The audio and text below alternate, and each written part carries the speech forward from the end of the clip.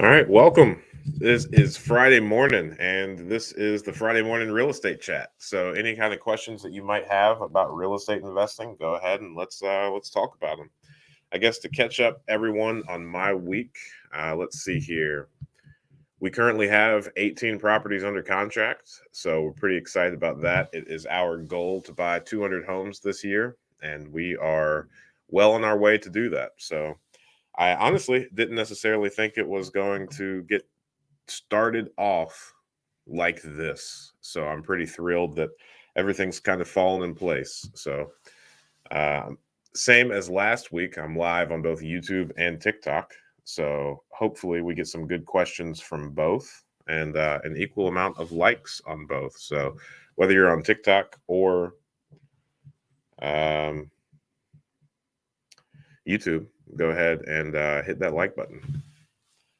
Let's see here. HELOC for second property. What do you think about a HELOC for a second property? I think it's smart. So I think if you've got equity in a property that you want to utilize or leverage in order to buy additional properties, I would highly recommend either doing a cash out refinance or a HELOC. The benefits of doing a cash out refinance is that you're going to be able to get access to those funds pretty immediately, whereas and there's no strings attached to it if it's a cash out refinance. So you're going to have like a lump sum deposited into your bank account. If you're doing a home equity line of credit, now if it is on the property that you live in, it's a little bit different. There's like a 10-year payback period or something like that. If you are doing if it's a HELOC on a commercial property, then it's generally like a 12-month or 1-year term. So they're going to want to see that credit or that line of credit utilized and then paid off. So generally, it is, in my opinion, especially because the real estate cycle of purchasing it, getting it rehabbed, and then renting it out can be a longer one. I am more comfortable with doing a cash out refinance rather than that HELOC because the the cycle is a little bit shorter. You don't have to worry about paying that money off. The benefit to a HELOC is you're not paying interest if you aren't utilizing the funds. But I think if you're talking about tens of thousands of dollars that you're utilizing to buy additional rentals, it's kind of a moot point. All right, Greg C. Thanks, man. Good morning. Let me go ahead and get set up on YouTube. Post questions in the chat. Let me get that disclaimer rolling, saying that this is not legal advice and that you should definitely seek out some professional counsel before you take action on anything. So, Greg C., I don't recall, are you or your brother licensed agents? No. If so, how much do you pay in fees annually? We are not. My brother does some mortgages. So he's licensed in Florida to do mortgages. I am insurance. I'm licensed on the insurance side, but neither of us are realtors, and we don't necessarily have any interest in being so. I don't know offhand the amount of fees that I have to pay to be licensed on the insurance side, but it's really not that many. All right. Let's see. We had a pretty interesting service call. Interested to see how everyone would handle it, but essentially, the complaint is that she's too large to fit in the bathtub. So I don't really know what advice or recommendations we could give, but I'm not. I'm not even so sure. I don't know what we could do. We really can't do anything. Dominic Courtney, morning, Ryan. Awesome wallpaper on the post with the kids. Yeah, man. Thank you. Yeah, on Instagram, I shared a picture of my daughters. We just bought a property that a very, very sweet, awesome lady lived in for like the past 30, 40 years. And there is some really, really cool wallpaper in the hallway. So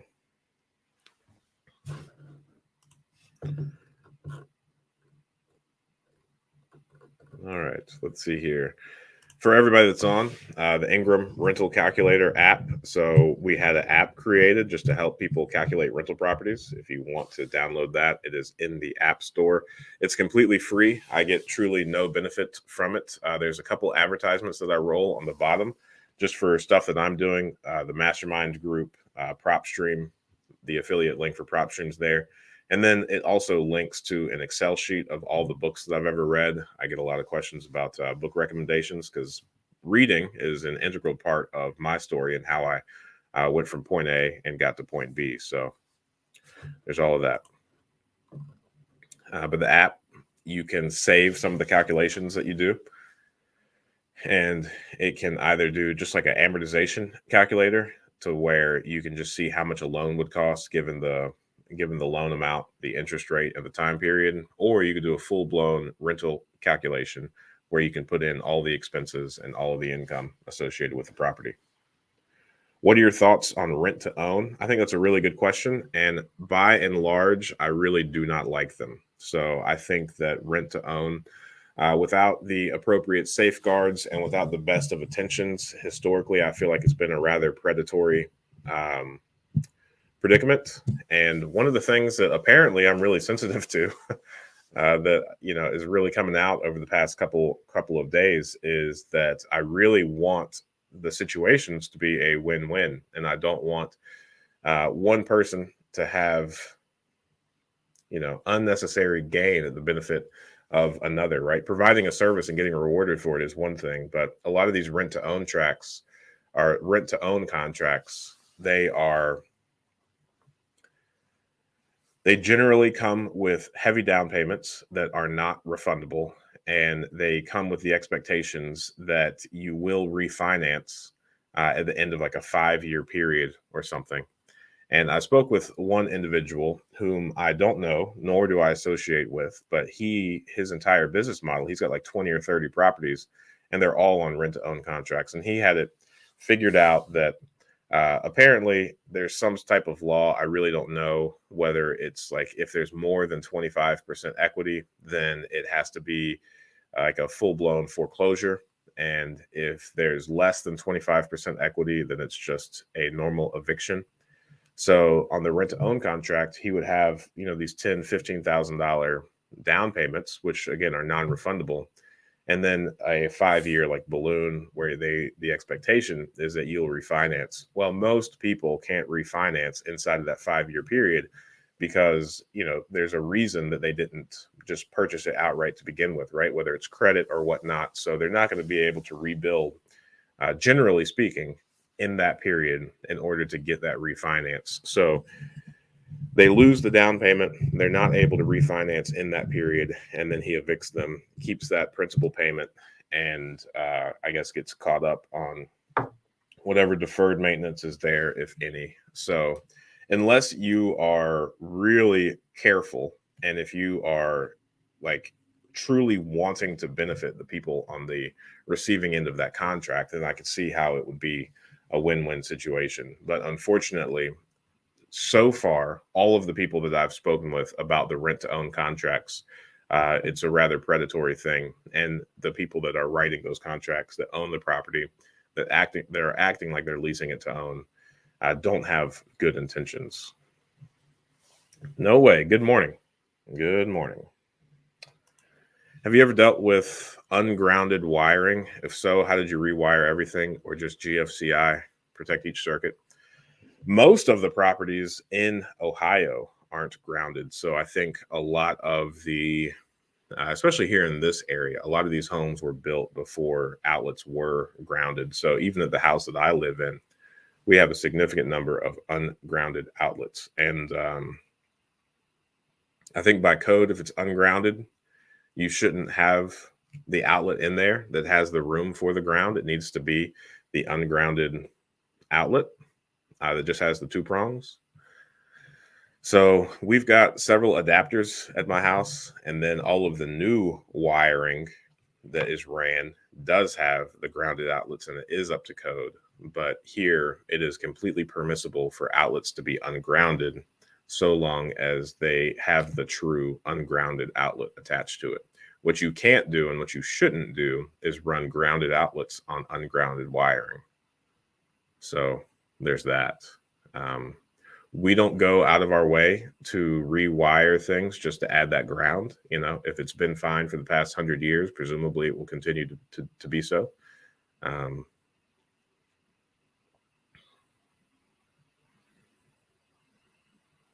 And then any new wiring, of course, needs to be up to today's codes. So that's kind of how we do it.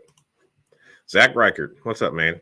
I've heard rates have gone up almost a point on investment property mortgages in the last few weeks. Have you noticed this as well? What about hard money rates? Hard money rates are staying the same for us. Since my brother does mortgages, he says that the rates have gone up. We're fine. We're okay. We're not gonna worry about it. And I know that my feed this morning was full of videos and posts about the increasing mortgage rates, and I think people need to calm down. Everything's going to be okay. All right. Like, if you look at the historical rates of mortgage rates, then we are on the extreme low end, right? Like, we have been in a fantastic point of history. And you've got times like the 70s where interest rates on homes were like 18%, right? We're not there, and I think it's kind of absurd to start complaining about interest rates or speculating about the economical impacts it may have while we're still on the low end of the spectrum, right? Everything's going to be okay. And if you are just getting started out in real estate investing, then what I would highly recommend that you do, rather than waste time on speculation about interest rates, I would say go ahead and figure out how you're going to continue to make money as interest rates continue to rise, right? And then, if they fall or if they go down, then that's, icing on the cake or whatever. But in the interim, figure out how high can the interest rates get before your business model needs to change, right? So like right now, I know for us that until the interest rates on investment properties go higher than 8%, we're going to be fine, and we're not going to change anything it is that we're going to do. Now, once the 30-year terms go over 8%, then we're going to start making some adjustments. But I'm not going to think about it. I'm not going to worry about it until then. So one of the things that I'm a huge fan of is stoicism, just that mindset of go ahead and play out the worst case scenario and figure out how you're going to navigate through that, right? And then once you have your answer there, you're going to be okay. And so long as you make peace with the worst possible scenario and you're good, then everything will be just fine.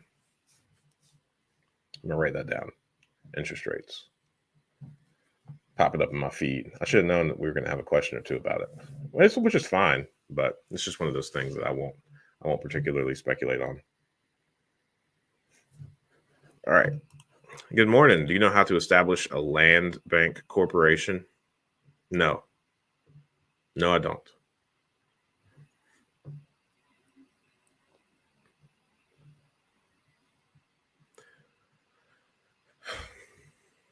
I've seen some new ones pop up here recently, but I don't know. I mean, if your intentions are to help the community, great. Go for it. If your intentions are to profit, maybe you should find another way. I've seen a few people, 3 to be exact, that have rent-to-own model based out of the Hampton, Tidewater, Virginia area. Yeah, I would question that. Just based on everything that I just said.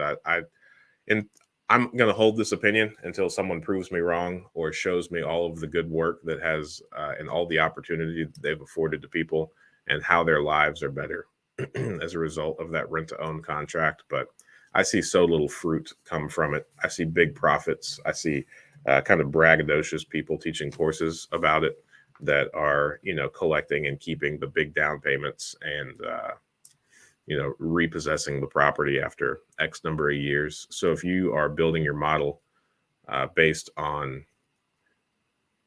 a particular failure rate of those contracts, then I just think it's a little bit corrupt. Do I need a real estate license to be successful? No, I don't have one. And a lot of the investors that I know don't have one either. Hey, from DC, welcome. Welcome. Good morning, Tolu. Absolutely. No plans of profit, but to establish affordable housing. Yeah, I mean, I would be curious as to, this is one of those things where like one particular area doesn't need like multiple land banks, right? So if the area that you're looking to do this in doesn't already have a land bank, then perhaps it's, a very positive thing and could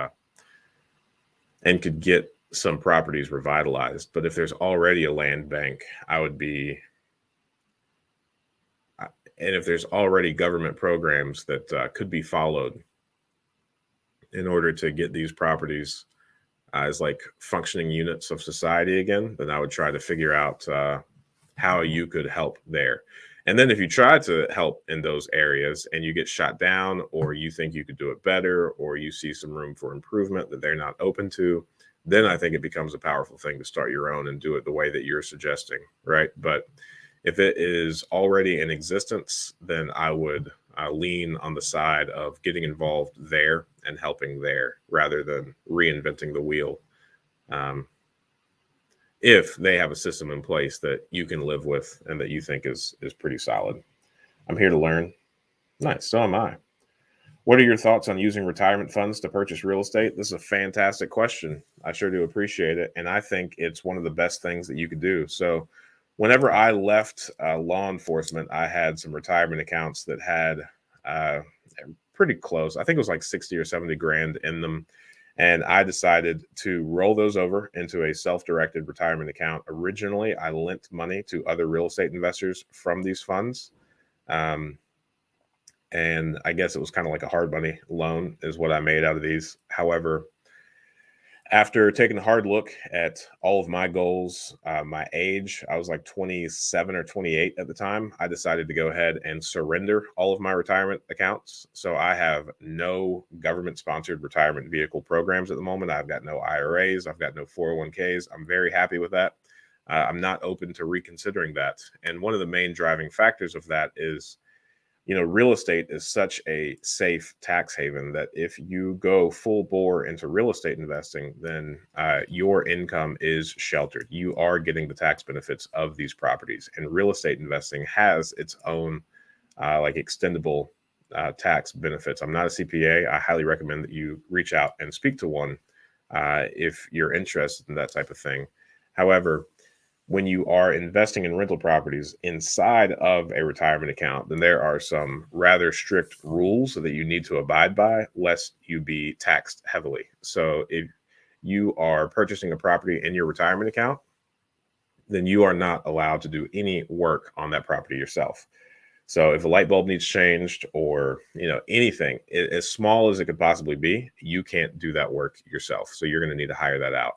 And since I was building a rental portfolio outside of my retirement accounts, I didn't want to keep two separate books and kind of run two separate businesses simultaneously, one outside of retirement accounts and one inside. So I decided to go ahead and pay the 10% penalties, surrender my retirement accounts, and start investing in real estate. However, if you are not interested in building a large portfolio, if you want to make solid returns where there's actual accountability, where, like right now, we have investors that lend to us from their retirement accounts that's secured by first position mortgages. So we're paying them 12%, 10 to 12% interest only.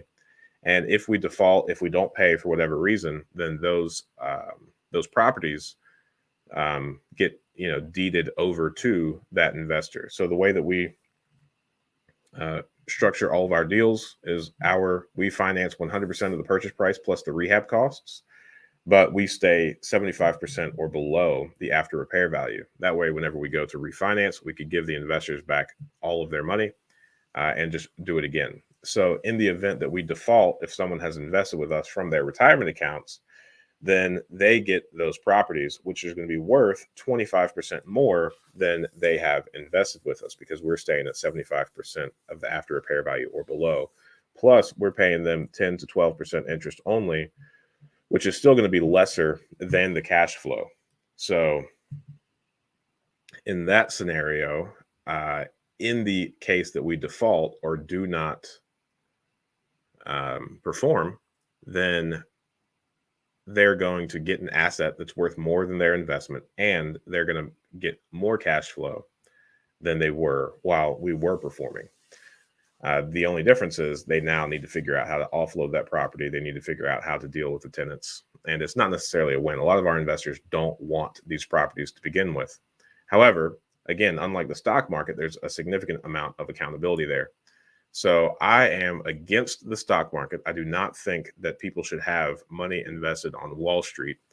And I think that more people need to utilize and take positive control of their retirement funds and do things that are very creative, like investing in real estate, either owning the real estate uh, free and clear inside of your retirement account and have a property manager managing it, or investing in your community with local investors that are trying to rebuild and reshape that community. So that's my opinion. Um, I think a lot of times when people want to complain about like the consolidation of power out of one side of their mouth, talking about these really big companies with some absurd valuations and the elite, not having the best interest of the middle class or whatever, I need to also take a step back and realize that the middle class, via their retirement programs, are funding the very people that they're complaining about. So if you find yourself in that predicament, then you should likely take positive control over your retirement funds and start investing in your community uh, with the people that you care about, with the people that you want to see succeed, rather than allowing Wall Street to monopolize everything. 486 likes. I appreciate whoever is just sitting there tapping the like button. I think everybody on the TikTok should do it. I sure do appreciate it. I feel that model is predatory. Most renters don't keep that house. It's geared towards investors to get more money. I agreed. Agreed. Interest rates are still very low. So thanks for the insight. I just locked in a HELOC at a fixed rate for 3 years. So hopefully rising rates won't affect my plans much in a couple of years. Yeah, that's a good point. They probably won't unless you are constantly looking to like finance and refinance, which, our model is kind of hinged upon is we plan on doing a larger refinance every 8 months. So it's going to have some impact, but I think we're still, knock on wood. I don't know the future or anything, but I think we're still a very long way away from these really large interest rates, like the 18% that we're seeing in the 70s. All right. Did you take out a loan against your 401k to purchase real estate? No. So like if you leave a job, if you retire, then you no longer have to have that sponsored 401k. Like let's say Charles Schwab is who your employer uses to set up these 401ks. Then under that context, the only way that you can access those funds is taking a loan out, which if that's available to you, if you're happy in your W-2 job, if you plan on being there for quite some time, then that's not a bad route to go because all of that interest against that loan is being paid back to yourself. Plus, you've got the money in your hand and you're investing in the real estate, albeit the hard money loan or actually buying properties, which is a fantastic opportunity available to you. And you're making more money and paying yourself more interest. So all the debt that you have is still benefiting you in multiple ways. It's a real win in all scenarios. However, if you want to continue, like if you're at that employer, then it makes sense to have that 401k, especially if there's matching. However, from the moment you leave that job, albeit from you just quitting or retiring, then you're able to now roll over those funds into a self-directed IRA. And when you are in a self-directed IRA, you have to be careful. You don't want to just go with like a Fidelity self-directed because there they mean self-directed as in you could pick which Wall Street investments you are going to invest your money in. You want the one that is self-directed, like with that checkbook authority. That way, if you want to give $500 to so-and-so just as a loan, then you have the ability to do that so long as you keep track of it. So companies that offer this are like Equity Trust, Quest Trust Company. And then there's one that we just learned about and we just started working with them. I'm very happy with them. They're called Directed IRA. And they're just directedira.com is their website. And from there, you've got the checkbook authority. So you can roll it over from a 401k or retirement plan from your previous employer. And this is not a taxable event. That rollover is not taxable unless you're going from pre-tax to post-tax. But that's a different conversation, I suppose. And then once you have that self-directed with checkbook authority, then you can then either buy properties in your retirement account or lend money from your retirement account to uh, anyone that is investing in real estate. So my brother and I, we have several like private money first position mortgages that are from these retirement accounts. So it's a fantastic opportunity available to a lot of people, and it's not that mainstream, so not many people know about it. And sometimes I wear one of these like tinfoil caps, and I subscribe to a few different conspiracy theories, but not everything has to be a conspiracy. A lot of people don't know about it because it's not necessarily making anyone money. My brother and I definitely don't have any like marketing budget that is out to teaching people about this, right? And I don't think many people benefiting from those like checkbook directed retirement accounts are large enough to compete with like the marketing of these massive companies that are going in, setting up these employee accounts, funding Wall Street. So like there's just so many marketing dollars that are going into, hey, use us for your retirement account, use us for your IRA, let us handle your money, these large banks and institutions, rather than like the individuals. So those are all my thoughts. 12,000 likes on TikTok. That's pretty impressive.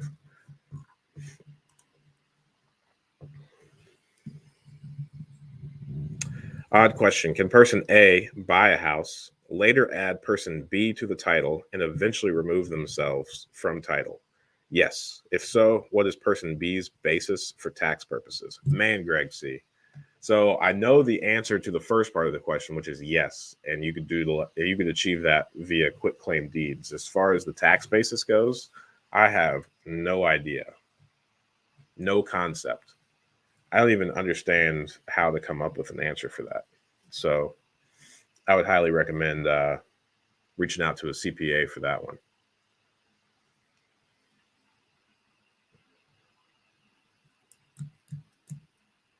I'm trying to think of everything I know that could possibly attribute to this, and I can't think of anything. All right. About to retire, looking to roll over 403. Do you know of any financial interests that charge less than 2%? Yeah. Yeah, I do. I mean, if this is something you're interested in, like if you want to be a hard money lender, if you want to make 10 or 12% on your retirement account on an annual basis that's secured by real estate investing, right? I think it's smart. And I don't think you should go to like a financial institution that charges you 2% just to have that money in house, right? And I think this is so like if you were to ask me like Ryan, if you could just accomplish anything you want to in the educational space on like a mass national scale, what would you say? And that would be that more people need to take positive control of their retirement, of their investments, and stop just blindly giving money to these banks or financial institutions and trusting them to invest all of the money into these stocks and mutual funds like the Vanguards of the world, or the Charles Schwabs, or whoever the financial institution is. Like, stop funding these Wall Street people, right? Like, you can't complain from out of one side of your mouth about the increasing wealth gap without, on the other hand, like taking positive control of your financial situation and stop funding, the Wall Street folk. Because all of your dollars are going to increasing that wealth gap, right? So if you think Elon Musk needs to start paying more in taxes or whatever, then stop investing in Tesla, right? Go out and fund your buddy's startup venture. Same risk, same accountability if it fails, right? Back in 2008, when that occurred, you had some people come out of the dust with the largest single family home portfolio in history. And then you've got other people that were robbed blind and now have to work through their 70s and 80s to meet ends meet. And nobody was held accountable for that. So it's in every single person watching this best interest to take positive control of all of the money inside of your control and only put it towards causes and to people that you believe in and want to see the best in, because it is 100% possible to make a fantastic return outside of Wall Street. In fact, it's probably easier once you learn like just the basic strategies behind investing in people and in their businesses, rather than just throwing it blindly to people that are going to charge you 2%, whether you had a profitable year or not, right? So if these institutions, just by their pay scale alone, are telling you that they do not care about you, then don't put your money with them, because charging people 2% blindly, whether you make returns or not, in my book, is criminal, right? You can't ask someone to take risk without sharing in that risk. That's just absurd. So that's my soapbox. Take your 403 and roll it over into a self-directed. Go out, start meeting some small business owners in your community. Start meeting some real estate investors that want to rebuild your community. If you are living in a hot market like the Portland or the, San Francisco, places that are already extraordinarily built out, then find some other place that you appreciate in the U.S. that your money can go a long way in rebuilding that real estate community there. Small business owners were getting shut down in mass with all of these new regulations and whatnot. So there are a ton of struggling small business owners that have fantastic ideas that can pay you a significant return on your retirement, that are higher than banks, because banks won't lend to them, right? There's this entire niche community that you can get in of peer-to-peer lending and funding those that you love and that you want to see them succeed, rather than, us getting shut down just because we aren't educated enough to take control of our financial literacy and harness the actual power of the dollars that we work so diligently for. Whew. Thanks for letting me say all that. Yeah, currently on the TIAA CREF for other stuff. Absolutely. Yeah. How do I get IRA private lender to fund my deal? Well, you've got so first off, I would say you've got to learn the ins and outs of what it is that I'm talking about, which there's a book by Matt Faircloth called Raising Private Capital. And in there, you could easily learn about that. Our first private investor was a really good friend of mine. I was in law enforcement before I left. I was in law enforcement before I wasn't. That was a funny way to say it. And one of the guys that I went through the academy with, he left law enforcement. He went to a different department around the same time that I left. And around the same time I learned about all this and said, hey, man,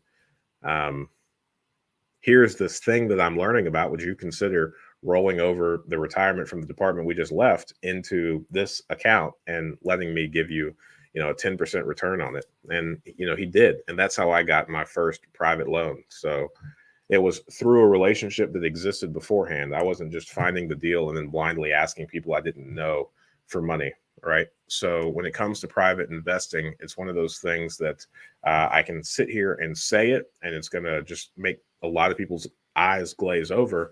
And that's that, your track record, your reputation, the relationship is paramount. Right. So it's not like, put together the right presentation and say the right things and you're going to get all the money that you've ever wanted. I mean, you have to prove yourself. You have to have the relationships with the people. You've got to have the trust of the people that you're asking for money.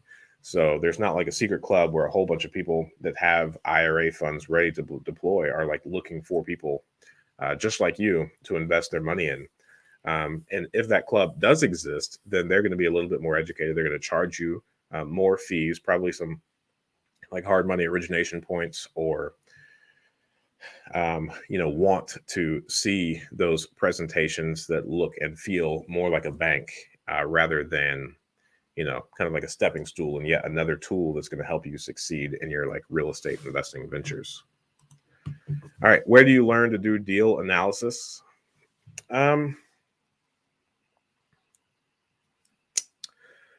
So I initially learned how to do deal analysis through, reading a bunch of books from Bigger Pockets.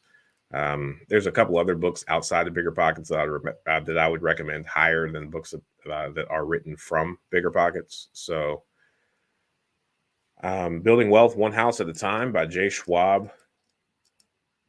I think there's another book called One Rental at a Time by Michael Zuber. Yep, I said that right. I would recommend those 2 books to analyze deals. I mean, and then I also did like a very quick video on calculating, rental properties here on YouTube. And, the actual analysis is pretty straightforward. So you just want to list out all the income, and then you want to list out all the expenses. Now, there are hard expenses that you can actually, with a little bit of due diligence, get real numbers for, right? Like you can get with like a bankrate.com or an Ingram rental calculator and calculate the monthly payment on a loan given the term and the interest rate. So you can actually calculate your mortgage payment. You can actually go to some insurance providers and get an insurance quote. You can look up the Treasury or the auditor's website and get how much the taxes would be. And then pretty much you list out all the income that's going to be coming in from that property. So if it's a multifamily and you've got some like laundry in the basement or, whatever, if you're renting out the garage separately, you're going to want to list out all that income. And then you're going to want to go through and list all of the expenses possibly associated with that property. And that's how you do a single family home analysis. It's just as simple as income minus expenses.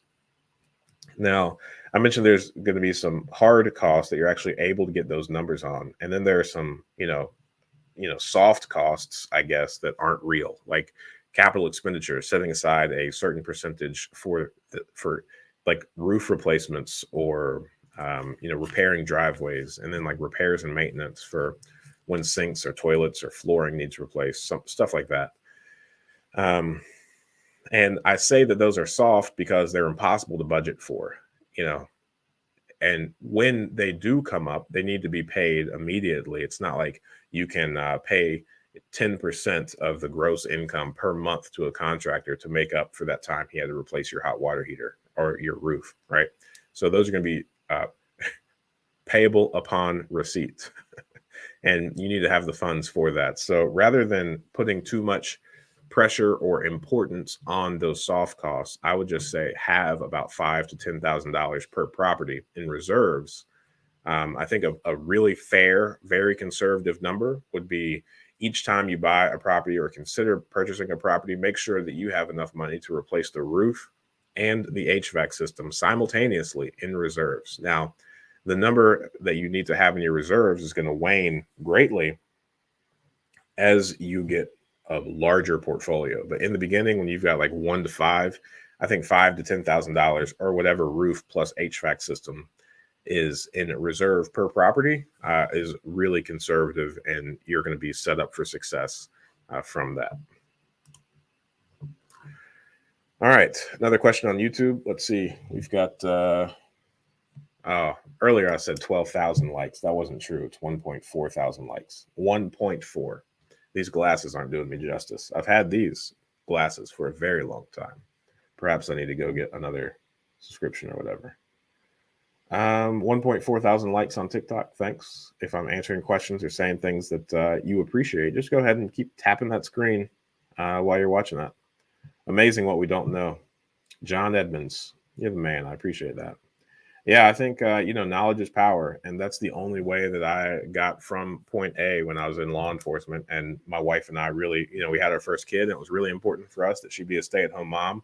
And we just couldn't swing that on the salary that I was making. So I sat down and told myself, like, okay, I'm going to read 1 book per day until I figure out how to make more money and solve this issue. So I've always kind of considered myself to be a really high-performing person. So when it came to me providing for my family the lifestyle that we wanted, I just was very perplexed as to why I couldn't.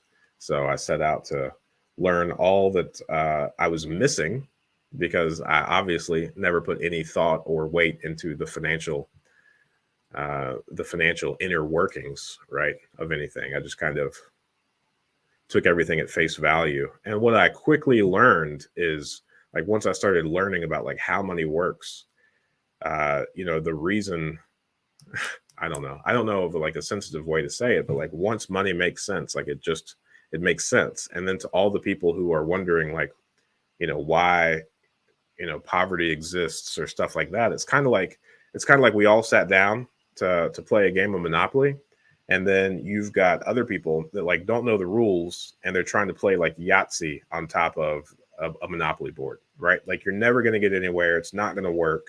Like that's not how the system that's currently in place works at all. So you are never going to see good results from that. But I don't know.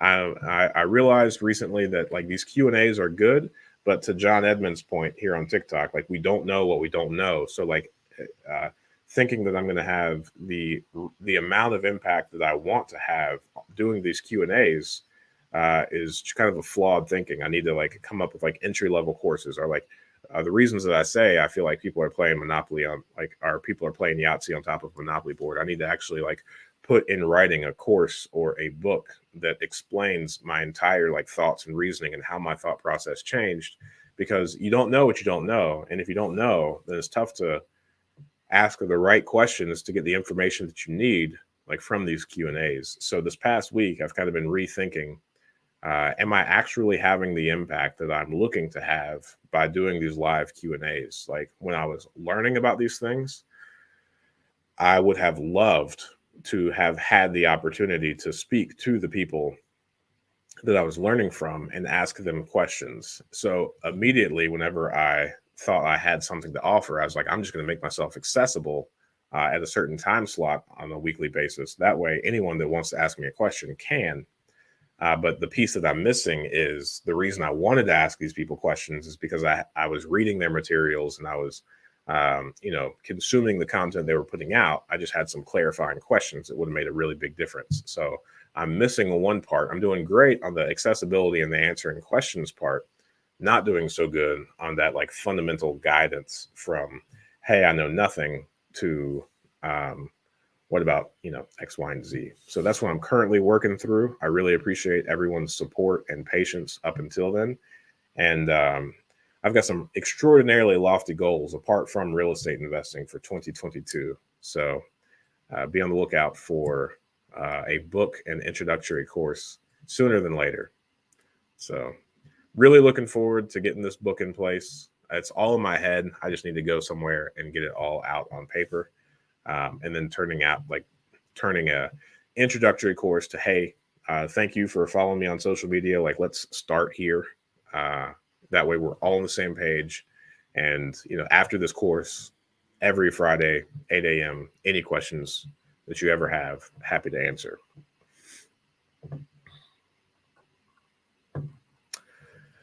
Nova Knight, what would you recommend to a young person that is 19, already owns 2 investment properties, but doesn't have enough money for another property? Well, first off, if you're 19, you're already crushing it, right? I was actually on a podcast recently where they really, really asked my brother and I, like, what advice would you give to a 16-year-old who's like just starting out? And one of the things that I think is most important to understand if you are that young is that you are in the highest income earning years of your life. So you would be very hard pressed to make more money per hour as you are older in life than when you're like 16 to 19.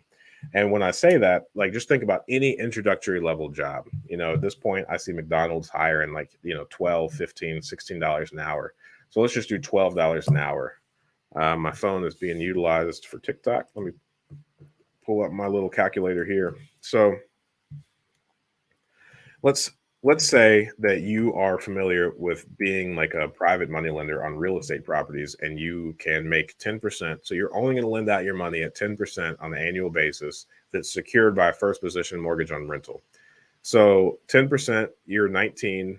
What you've got 40 years until you're 59. So let's just use 40 years. So you get 10% per year on the dollars that you make and save right now for the next 40 years. So 10% over 40 years, that is $45. So every $1 that you have when you're 19, over the course of 40 years of investing it at 10%, is going to be $45. So now let's times that by 12, your introductory level job. So if you're 19, you're not making $12 an hour.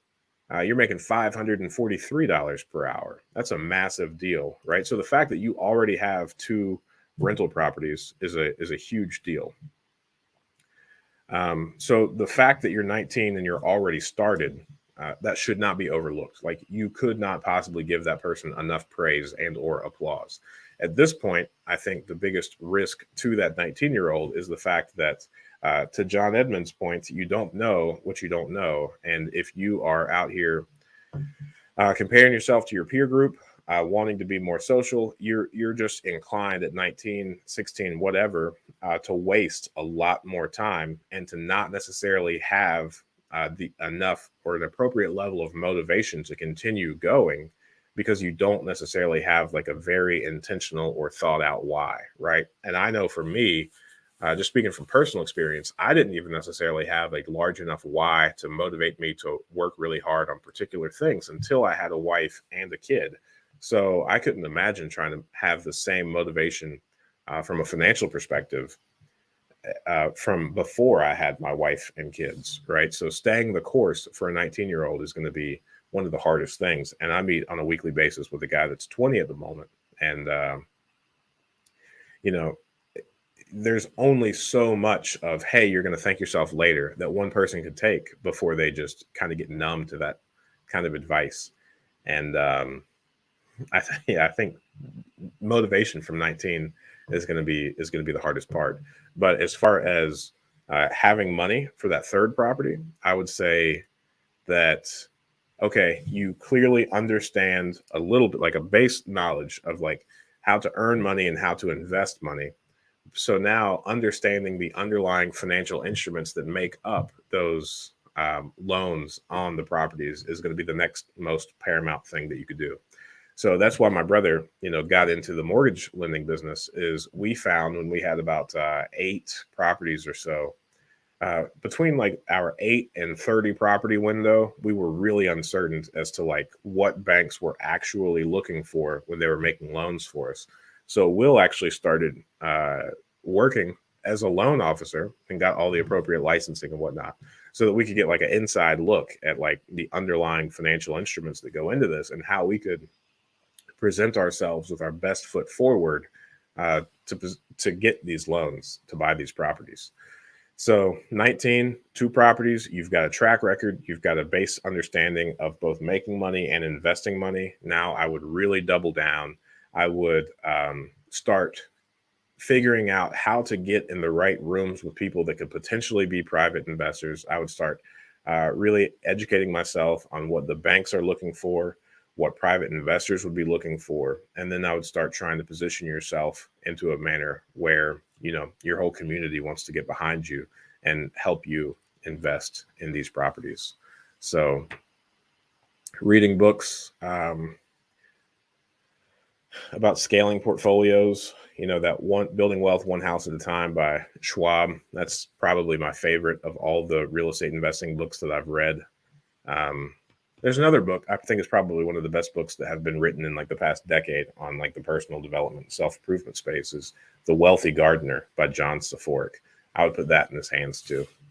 All right, let's see where we got. 14 people on TikTok, 21 people on YouTube. This is awesome.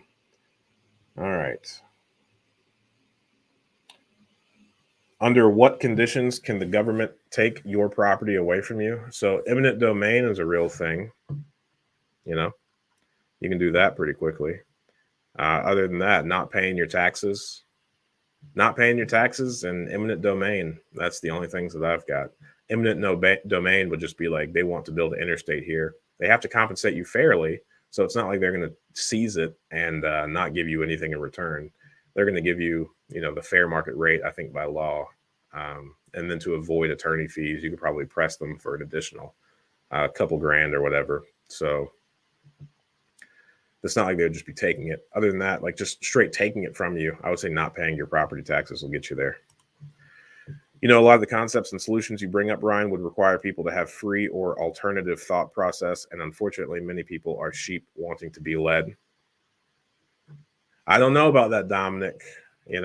Maybe I'm going to be hopelessly optimistic towards the state of humanity, but I think everyone, sure. So sure, if I look back to the days that I was living before I was as motivated and as intentional as I would likely consider myself to be somewhat of a quote unquote sheep, right? but I had the trigger points that I experienced that caused me to wake up and just like start caring, right? And I think everybody just needs to find that trigger point. And when that trigger point is there, I would say that it is of utmost importance that people like you, people like people that are, you know, sitting here calling other people quote unquote sheep, uh, to guide them through how to have the biggest impact in the best way possible, right? Because I think if you don't have that person sitting there, that when they decide they want to care, if they are met by a bunch of like you know, evil, greedy, whatever we dislike in the world, there's a potential that that type of thinking or train of thought, you know, multiply, which is exactly what we don't want. You can do analysis in PropStream. There you go. You can do that too. And you could use my affiliate link in order to sign up for PropStream. Thank you. Thank you, Lewis. I appreciate it.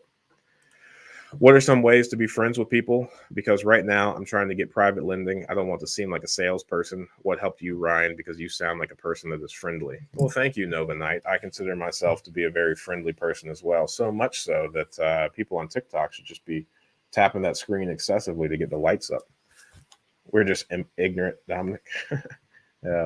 Yeah. Please let us know when you go live next. Hey, every Friday morning at 8 a.m. Eastern Standard, I'll be here. So I think getting in the right room with people is the most important thing. And, you know, I think that identifying like what you want in a friend, and then figuring out how to first off be that person, and then second off how to surround yourself with more people like that, right? So I did a video on YouTube when I first got started. It was in like the Millionaire by 30 series, and in there I'm talking about like leveling up your network, and I discuss, you know, figuring out exactly what it is that you want to achieve, and then figuring out where people that have already achieved that hang out, then figure out how to get into that place, and then figure out how to add value to those people, right? So I own a very small insurance agency, and insurance is one of the ways that I first started adding value to other real estate investors that had the types of portfolios that I wanted to have. So what I did was I took my understanding of property and casualty insurance. I figured out how to I figured out the pain points that real estate investors had with insurance. And then I figured out, in my opinion, a very good alternative to that. So that's the product that I started offering to other real estate investors as a means to help them, and in return, figure out how in the world they built their real estate investing portfolio and how I could do it as well. Right. So it's a really powerful thing. And, you know, I think the biggest thing that you need to keep top of mind is you want to be a net giver, not a net taker. So if you go into any circle or any group of people ever, and all you do is ask people for things, then you're going to wear out your welcome really quickly. So you always want to provide a much greater value than you're asking people for in return. And I think very quickly you're going to form some really fantastic, long-lasting relationships.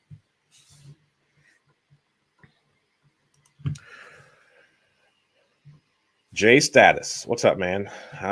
Let's see here. Wife suggested doing a HELOC to rehab the distressed vacant property, preferably a foreclosure, with a hard money loan for the purchase to reduce the amount loaned. Thoughts? Sounds like a Burr. So the first point that I want to make, just out of spite, because I've got a small chip on my shoulder, is that Burr is the way that Bigger Pockets has rebranded just simple buy and hold investing, right? So if you look at all the ways that you can interact with real estate, you can buy it, you can rehab it, you can rent it, you can refinance it. The only things that aren't included is you could live in it, you could sell it, or you could just let it rot, right? Just completely ignore it and let Mother Nature reclaim it. So those are the only possible options that you could have. So the only thing that the Burr method is saying is that you're not going to live in it, and you're not going to sell it, and you're not going to let it rot, presumably. I guess you could do the Burr method and let it rot too. But that's all I've got to say there. Now, the Doing the HELOC, yes, I think HELOCs are a fantastic way to get into more rental properties, and to do the rehab, because one of the hardest properties to finance is one that needs a lot of work because banks don't want trash properties as collateral, and banks don't necessarily want to take the risk of just keeping you at your word and saying, yeah, I'm going to rehab it. They want a finished product that is immediately livable. That way, if they have to foreclose on you and seize it, then they have a product that they can either just collect the rent on or immediately resell for greater than the value that they have in it. So a HELOC, in order to take advantage of distressed properties, that's great. I don't think you need to focus on foreclosures. There's a lot of people that have inherited properties from relatives that have passed away that are also in rough shape. So just finding a distressed property is probably the best way to get a very cheap property, and also use your HELOC to rehab those.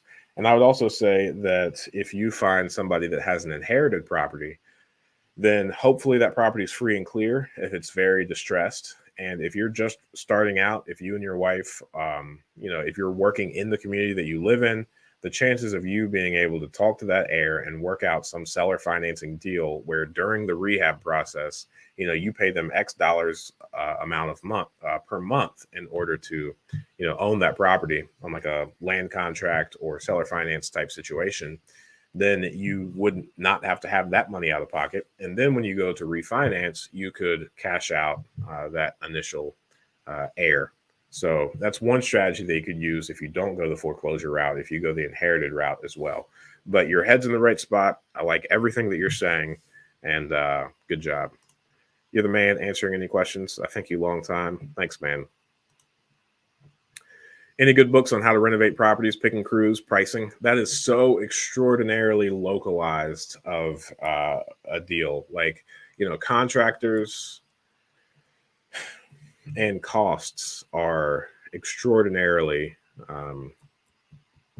localized. So what's true here in Ohio might not be true in California. Consequently, it's really difficult to write a book on. It's really difficult to guide people on. So I would say the best possible way to learn how to refinance properties and how to pick crews is getting involved with real estate investor network groups local to your area. So if you live in Denver, Colorado, I would type in Denver Real Estate Investing Network. If you're in Dayton, I would type in Dayton Real Estate Investors Network and figure out where these people meet and how to familiarize yourself with them. And from there, you should also be able to pick crews a little bit better, because you're going to be able to get and benefit from like some word of mouth style referrals. All right, let's see here on TikTok. 1.6 thousand likes. That is awesome. Thank you. Got some 14 people on. Can you go into more detail about the cons of the Burr method? Sure. Absolutely. I despise the Burr method because it's just buy and hold investing rebranded. So the cons of the Burr method, the way that it is presented, is Burr. That ideology is that you buy a property, you rehab the property, you then rent the property, refinance it, and then you do it again. And it has been a very long time since I have kept up with BiggerPockets at all. So I am everything that I know about BiggerPockets at this point is very dated. But I would say, by and large, that the Burr method puts the only thing that it does is it puts a unrealistic time frame on the process. So, they say that you should buy it, rehab it, rent it, refinance it as quickly as possible to get all of your money back, right? So, unfortunately, though, you have very little say in how fast the contractors work and how fast the banks are willing to refinance to you. So some banks have a 6-month seasoning period. Other banks have like an 18-month seasoning period. So if you approach a bank inside of 6 months, let's say you've rehabbed it, you've rented it, and you're ready to refinance it. If you have owned that property for 2 months, the majority of banks are going to tell you to kick rocks until you've owned that property for at least 6 months. If they don't tell you to kick rocks, then they're likely going to do a loan to cost rather than a loan to value, which means they're going to give you 75% back of what you have into it, not what the property's worth, which means you're going to be leaving 25% of what you put into the property. which is very conservative and reasonable for the banks. But then that defeats the initial like Burr strategy, is to get all of your money back and repeat. So if you remove that time frame and you say, okay, I'm just going to buy properties, I'm going to rehab them as necessary when it's needed, I'm going to rent them out, and I'm going to refinance them, then now you're just talking about being a buy and hold investor. And there are no cons to being a buy and hold investor, in my opinion, which I'm extraordinarily biased because I'm trying to build a pretty large portfolio. You know, we're trying to buy 200 properties this year, and that will put us at 400 by the end of the year if we were to achieve that. We have like right at 200 right now. Speaking of, we've got some closings. I think they start at like 10:30. I have just hired an executive assistant, which should bring some semblance of organization to my schedule, and some semblance of organization just to my life in general. So I'm really optimistic about that hire. However, right now, even though I've hired her, she has nothing to do because I haven't quite told her what to do, because I haven't gotten around to putting up that job description, or listing, not the job description, but listing out all of the things that I would really appreciate and benefit from, because that exact thing is something that I really struggle with. So all that to say, I need to give myself generally about a 30 to 45 to 2 hour window before I schedule events to make sure that I remember them and have everything in order. So I might, all that to say, I don't know. I'm also hiring a social media manager at the moment. So if you know anybody that is interested in that, then I would love to hire somebody to just help me regularly post things on social media, because consistency is something that I lack. And in order for me to have the impact that I hope to have on the world, I really need to regularly post on a daily basis to stay top of mind and to be just consistent overall. So those are things that I'm hiring for. My email address is ryan@seekwisdom.us. I'm going to put that on the screen. If anyone is interested, I would love to talk about that some more. Would your brother finance me? My bank wants 4 or more units with my lack of income, even though I have cash. That's something to talk to him about. One thing that I think is extraordinarily cool, and I'm super, super pumped for my brother that he did this, is so he does do a lot of like Fannie Freddie loans currently.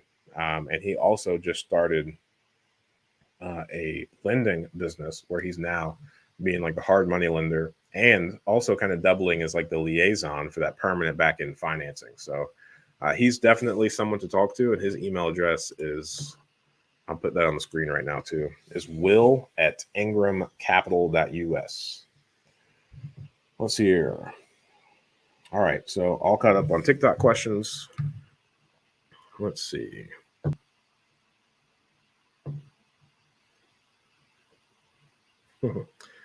All right.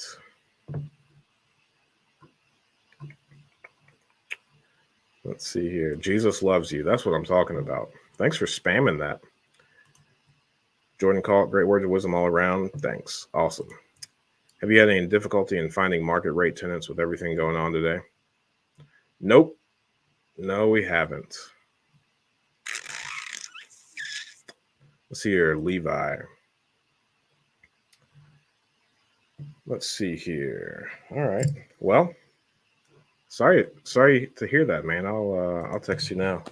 My phone's on TikTok. Let's see.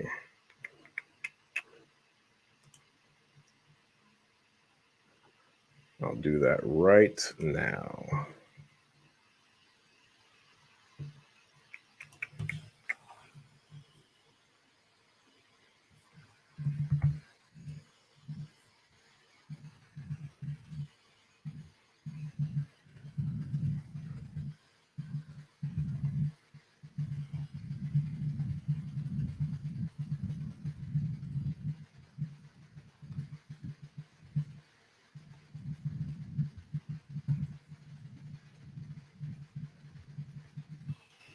All right, email sent. You're in good hands now, buddy. Sorry for that hiccup. Yeah, man. Thank you. I'm happy that you were able to come on out here as well. Yeah, man. That'll be fun. Exciting. Yeah. You've got the email in your inbox. You should be all set. All right. Wow. 2.2 likes over on TikTok. Thanks, everyone. And then let's see here. We have reached the bottom of the comment section, unless we want to individually go over Whale of Jesus Loves You. Really appreciate you using this platform to evangelize. Love the good Lord. uh, oh, man. Thanks. Let's see if I missed anything else.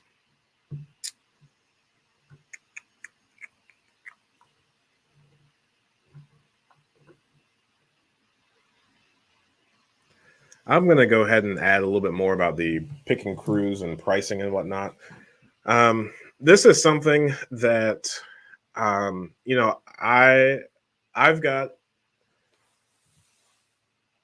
friends that are investors that are on both sides of the spectrum. I've got one guy that will brag about having never replaced a furnace, and he has very skilled people that he works with that are able to fix all of the moving parts on the furnace. I've got other people that, like myself, who we replace a lot of furnaces like each time. And inside of like every single trade, you're going to have people on the high retail end, like the same price as if they were to go in and do it for a homeowner. Now, since you are an investor, since you have quantity, then you can likely find a contractor that's willing to kind of cut you a deal or charge like a different set of prices because you have the volume to keep them busy and keep their crews moving. So this is something where I think I'm not saying that you should overpay by any means. I do not want that to happen. However, what I will say is the relationship is extraordinarily important. So finding a contractor that you trust, that you truly believe has your best interest, and that is clearly mutually beneficial. You've got the work for them. They've got the skill set. It's really important to find that person, get happy with what you're paying, and happy with the quality of work that you're getting, and then kind of don't worry about it from there, because you're always going to find somebody that is going to complain and that can say they can get that work for cheaper. But what I have noticed is the people that get the cheapest and the best rates spend a ridiculous amount of time either burning through contractors, looking for people to be cheaper, and also just burning through contractors because they nickel and dime so hard that these contractors don't even want to work with these people for very long. So there's pros and cons to everything, and I think the relationship is most important. And we've got some contractors where one guy, super thankful for him. We use him a lot. We lean on him very heavily. But there have been times, a handful of times, where we were way over budget, and he helped us, coached us through. We, figured out where we could save money, what was imperative. He, lowered his costs a bit to help us stay in budget so we could keep these wheels moving. And those are the type of relationships that you want to have long term in the business, for when mistakes are made. It's an equally mutually beneficial relationship, and then those types of things can happen. So don't burn through people just for price sake. All right. Well, if we don't have any other questions, we've got 20 people on YouTube. We've got 8 people over on the TikToks. If you're on TikTok, please go ahead and keep tapping that screen. I think like TikTok, every time I go live, it says request that people share it and request that people send you a lot of likes, because that helps get it in front of a different other people. $3,400 to get the garage door set on a property. $3,400 is a lot of money for a garage door, but it's one of our nicest properties. So gracious. When we first started messing with garage doors, I would say the first like 20 of our properties didn't even have garages. So I thought that was really hot stuff. Whenever I started getting a few rentals that had garages attached to them, or detached garages. But gracious, $3,400 for a properly working garage door. It's one of those things where it's got so little impact on the price of the monthly rent. Like if you have a functioning garage door, you're not going to be able to charge like $50 more, So it's one of those things that are really tough to justify. But for the overall presentation, the durability, the longevity of the property, enjoyment of someone working there, it is definitely better to have a functioning garage than not have one. But nonetheless, $3,400 is a steep price tag. So, ooh, nice areas to live inside of Dayton. So I'm working diligently on buying a property in the Grafton Hills neighborhood. That's like a historic district. That's where I want to live. That's close to where a lot of the properties that we have are. And, I'm up here talking about wanting to restore and revitalize the city. And I just feel like it's a little bit hypocritical of me if I don't live there myself. Right now, I live in a suburb of Dayton, and I just want to live, inside a stone's throw of our property, and I want to also restore the property that I live in. So I'm really looking forward to making like a series about that, about just like restoring my home on the social media channels. But yeah, other than that, outside of the Grafton Hills, I would say any of the historic districts are probably a good bet. You've got South Park, St. Anne's Hill, University Row is pretty solid. There's some massive, gorgeous homes over there. Um, and I mean, really, there's not many areas that I would avoid. It really comes down to what type of problems are you comfortable having. uh, thanks, man. I appreciate it. Getting the broker. Let's see here. Oh, Winston Bird, I see you. Thank you, man. Wow, you're really it's a twofer. You're on YouTube and TikTok. That's fun. Any advice for someone who is about to take their real estate exam? I don't have my real estate license, and I've never taken that exam. The first steps afterwards, getting a broker to pick up my license. Yeah, do that. And then the saying that I have heard here in real estate is listers last. So I guess you're going to want to,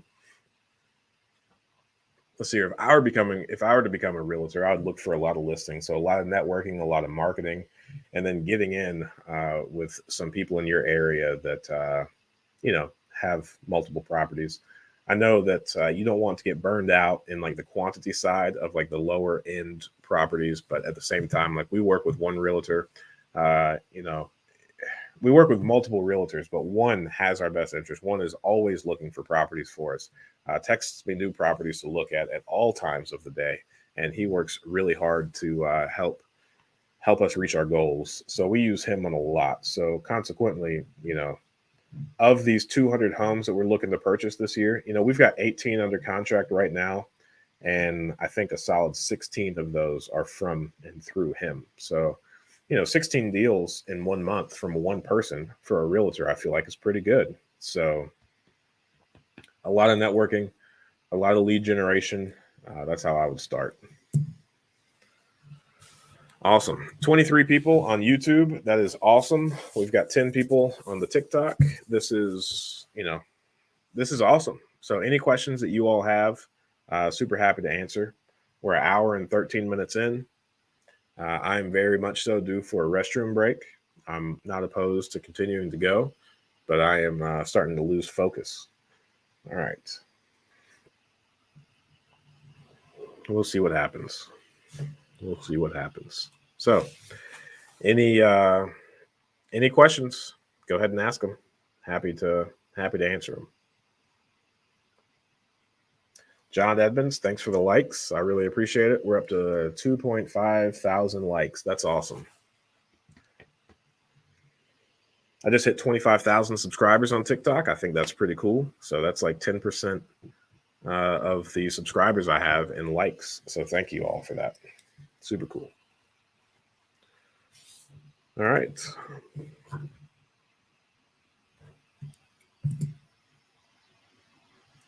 Well,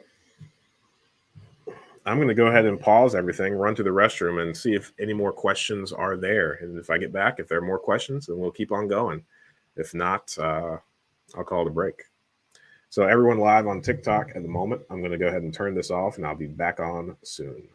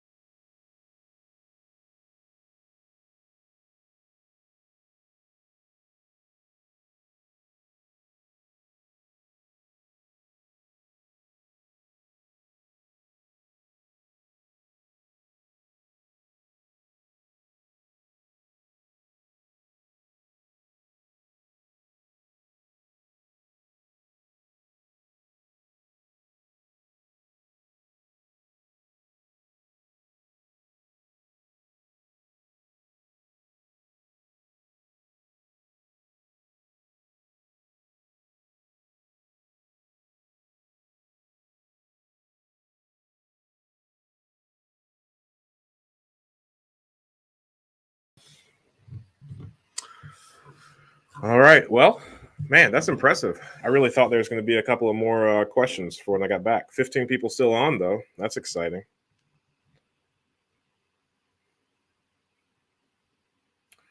All right. Well, in that case, I really appreciate everyone's time. And next week, 8 a.m. Eastern Standard Time, I'll see you right here. All right. Everyone have a good one and talk soon.